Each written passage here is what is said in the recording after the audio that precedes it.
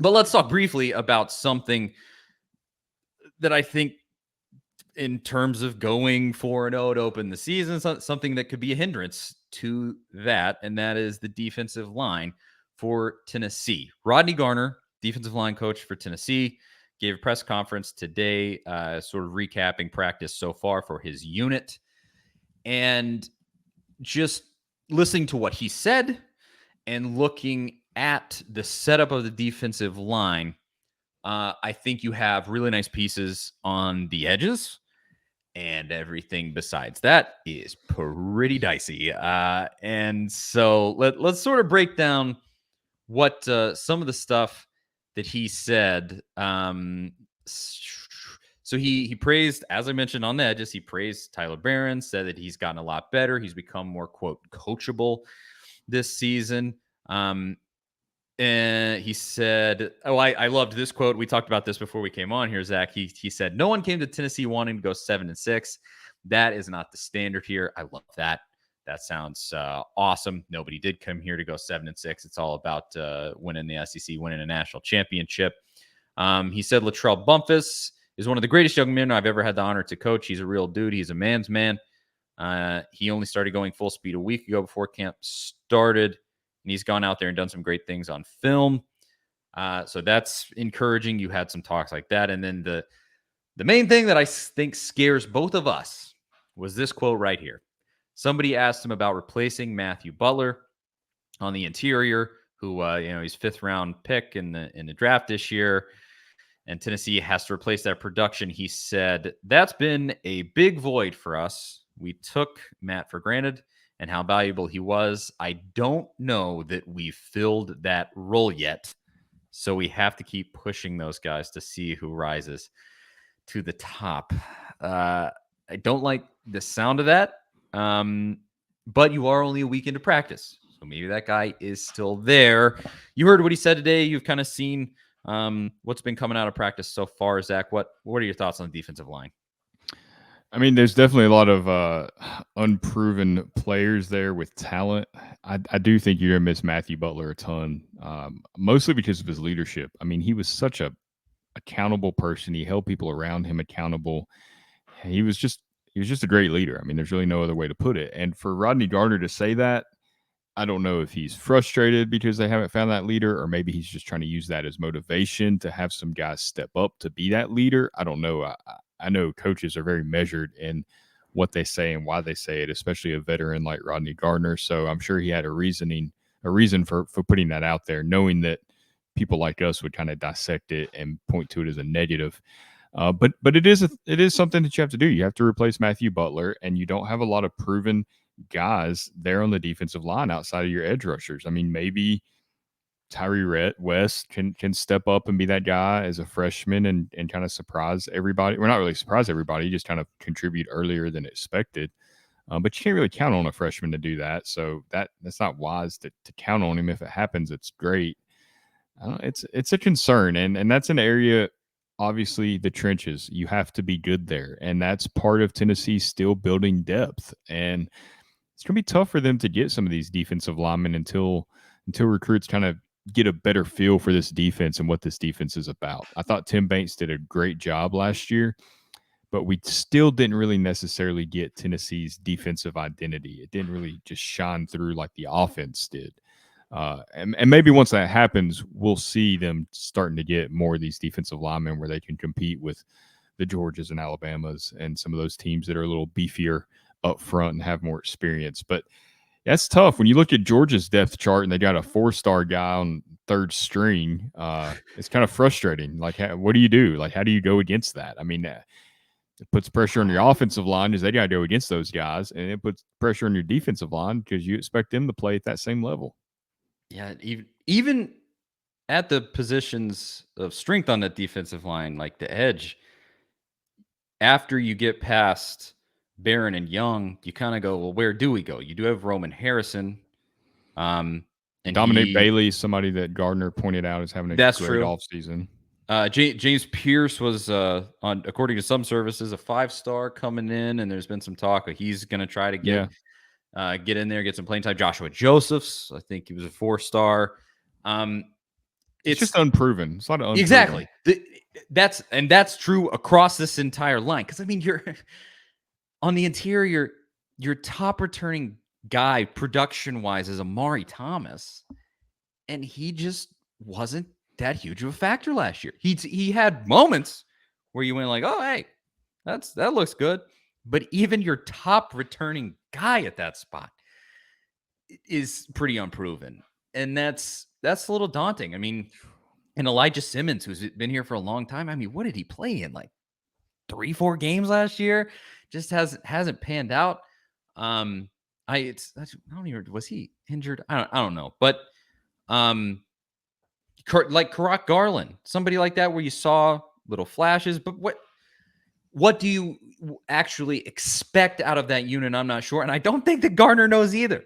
And it's not his fault. He can only see what's been on the practice field, and I just think as a coach, that's got to be kind of scary, man. Where you just go like, well, our best guy left, and don't really know who's going to take his spot. The guy that had the most production last year really wasn't that great, so maybe he can be that, but we don't totally know. I don't know. I don't want to like fearmonger or anything like that. The defensive line is not going to be the linchpin of this team, but you can definitely say this: a great defensive line could be the difference for this team, just because it could get you, extra stops equals extra opportunities for Tennessee's offense to lay more points on that team. And that's the way the Josh Heupel system works. I mean, it's complementary football. And the more stops you get, the more points you can put up on a team, get a bigger lead, blah, blah, blah, blah. We all know. Well, the good news, though, is that Rodney Gardner is one of the best defensive line coaches in college football. Yeah. So maybe he can get these guys playing, a little above their talent level.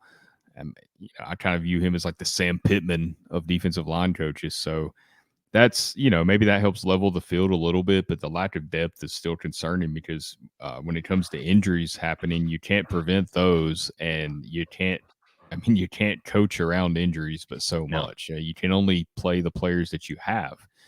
And if you lose some of those guys and you got to go down to your second, third, fourth options, well, suddenly you've got a borderline 3-star guy lining up against a massive right guard at Georgia, or even some of these other programs that have recruited well, like Kentucky's got, maybe they're they're not the same Kentucky as they have been. Tennessee still handles them, but it's a lot bigger challenge, and you don't want your 4th-string defensive line going against their 1st-string offense. So it is concerning. I don't think it's like going to be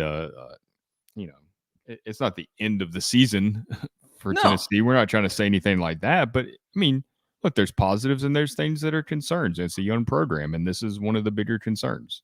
Well, kind of to your point about Garner, he's one of the best defensive line coaches in America. That's amazing. And I think what you have to hope for, sort of what we were talking about with the running back room, is that you find surprise production. You just get it out of like an Amari Thomas. Can you take the flashes that he showed and make him the guy? Bring him up to that Matthew Butler level. And I hope that Garner and what he is saying is going out and using it as motivation over him actually saying, oh, we haven't found that guy yet. Hopefully he is using it to look at some of those guys and go, hey, this needs to be you. I'm not going to crown you, but you need to be that guy. Let's step it up. Let's keep going, keep pushing. Hopefully he's using those types of comments. He's using them that way over him actually going, I don't know where we're going to go for the defensive line. And I think that is probably what he's doing because he is just a really, really solid coach.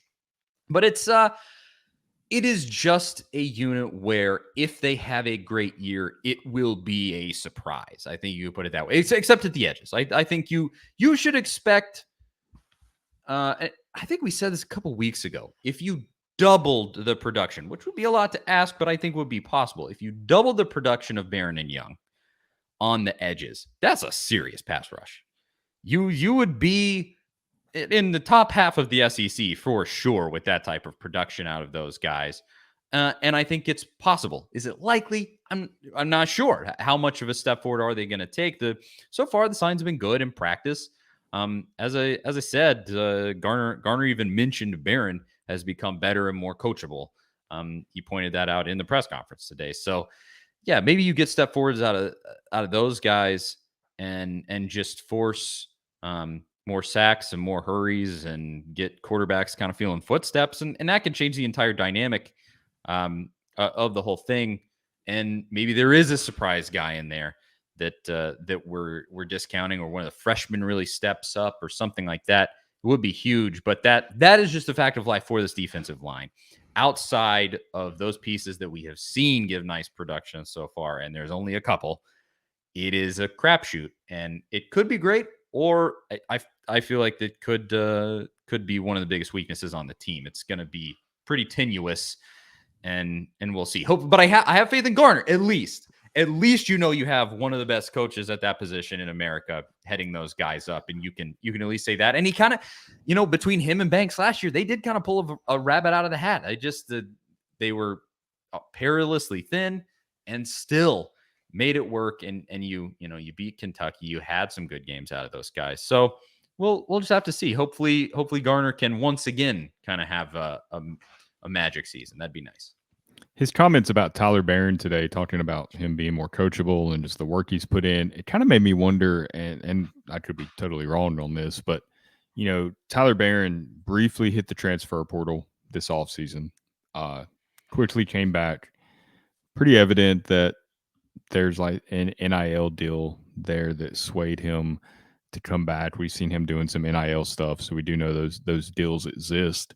And I wonder if, this is something Josh Heupel's talked about, if the presence of these NIL deals have made players aware of, hey, if I'm producing out there on the field on Saturdays, I'm going to get more opportunities, more money coming my way. If that's kind of like a motivating factor for Barron, because it does seem like he's a completely different guy this offseason. I wonder if that factors in at all to what we're seeing from him. Heupel's brought that up a lot, that the NIL stuff kind of changes the way that these players approach being in the football program, because it makes the consequences of their actions so much more real. If I produce on the football field, I'm going to have a bigger profile. I can get more money. And it also kind of deters, like, oh, if I go to this party and I get arrested, I'm screwed and I'm done. And so it gives the motivation on one end to play better, and it gives them motivation on the other end to not go out and be stupid. And so I love that Heupel's brought that up. I think that's a great point. I hope that becomes a motivating factor, but it's going to be, to that point, it's going to be a motivating factor across the board for every team in the SEC. Every program outside of Vandy and Mizzou have gobs of NIL money running through there. And so it's going to be true for everybody, but I hope so, because Tennessee is going to need that motivation, I think, with this defensive line. They're going to need some guys to surprise us this year. And hopefully they will. Maybe we'll see the emergence of those guys as fall camp goes along. It'd be nice to at least get a little more of an idea of where this line is going before the season starts. But we'll, if there's updates on that, we'll go from there.